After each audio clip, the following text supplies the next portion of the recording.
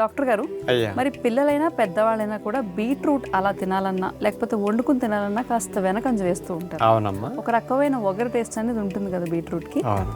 దాన్ని మరి చక్కగా ఇలా కట్టా మీట లాలీపాప్ రెసిపీ ఇలా చేస్తే కనుక ఆరోగ్యకరంగా ఉంటుంది, అలాగే టేస్టీ కూడా ఉంటుంది. కాబట్టి చూపిద్దాం ఆ రెసిపీ. పులుపు కోసం పచ్చి మామిడికాయను మనం అక్కడ ఉపయోగిస్తామమ్మా. బీట్రూట్లో సహజంగా ఉప్పు ఎక్కువ ఉంటుంది కాబట్టి ఏ ఉప్పు వేయక్కర్లా. సహజమైన రంగు, సహజమైన ఫ్లేవర్ బీట్రూట్ ఉంది. మంచి తీపి పదార్థాన్ని మనం ఇందులో ఉపయోగించి పిల్లలకి ఇష్టమైన లాలీపాప్ రూపంలో అయితే వాళ్ళు ఏది పెట్టినా చప్పరించేస్తారు. అందుకని ఆరోగ్యాన్ని ఇవ్వటం కోసం అనారోగ్యాన్ని కలిగించని రీతిలో లాలీపాప్ ఎలా తయారు చేసుకోవాలి ఇప్పుడు మనం చూడబోతున్నాం.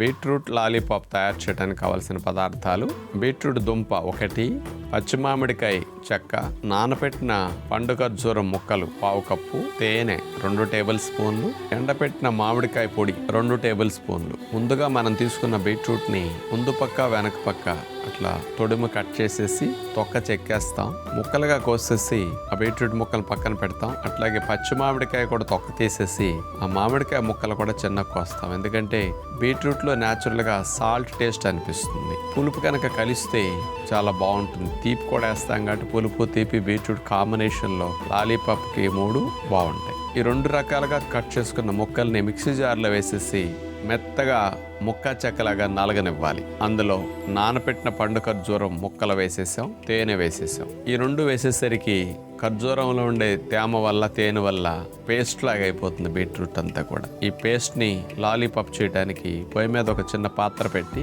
అందులో ఈ బీట్రూట్ పేస్ట్ అంతటిని వేసేసి సన్నసెక మీద కదుపుకుంటూ వేగనివ్వాలి. ఆ బీట్రూట్లో నీటి శాతం అంతా తగ్గి దగ్గరకు రావాలి, పాకం లాగా. చూడండి, గరిటికి గిన్నె కూడా అంటుకోనట్టుగా అది రావాలి. ముద్దలాగా దగ్గరకు రానిచ్చాక ఆ బీట్రూట్ ముద్దను తీసుకుని బౌల్లో పెట్టుకుంటాం. పక్క ప్లేట్లో గార్నిషింగ్ చేయడానికి మామిడికాయ పొడి వేసేసి ఉంచాం. ఇక లాలీపాప్ సైజుల్లో బీట్రూట్ ముద్దల్ని అలా చేసేస్తాం. బీట్రూట్ లాలీపాప్ లాగా అట్లా చిన్న సైజు ముద్దల్లాగా గుండ్రంగా చేసుకుని మామిడికాయ పొడిలో వేసి దొల్లించాలి. అట్లా పైకి పుల్ల పుల్లగా లోపల తీగా ఉంటుంది కాబట్టి కాంబినేషన్ బాగుంటుంది. అట్లా వాటిని రోల్ చేసేసి మామిడికాయ పొడిలో ప్లేట్లో పెట్టేస్తాం. పైన టూత్ పిక్ని ఒకదాన్ని అట్లా గుర్చేస్తే పిల్లలు నోట్లో పెట్టుకుని చప్పరించడానికి బాగుంటుంది అనమాట. అంటే ఆరోగ్యానికి, పంటికి, ఒంటికి ఏ విధమైన హాని లేకుండా మంచి పోషకాలు ఇచ్చే బీట్రూట్ లాలీపాప్ మీ పిల్లలకి ఇలాంటి వాటిని తినిపించడానికి అలవాటు చేస్తే చాలా బాగుంటుంది. బయట లాలీపాప్లు అనుకోండి, కలర్స్, ఫ్లేవర్స్, ప్రిజర్వేటివ్స్, మరి బైండింగ్ ఏజెంట్స్, రకరకాల గమ్స్ అన్నీ కలిపితే లాలీపాప్ వస్తుంది.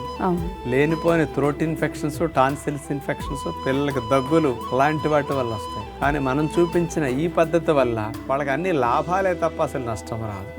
అందుకని పిల్లల్ని ఒక మంచి మార్గం వైపు తీసుకెళ్ళడానికి ఆకర్షించే విధంగా వంటలు కూడా చెయ్యాలి అనే ప్రయత్నంలో మేము ఇలాంటివి చూపిస్తున్నాం. మీరు ట్రై చేసి పెట్టి చూడండి.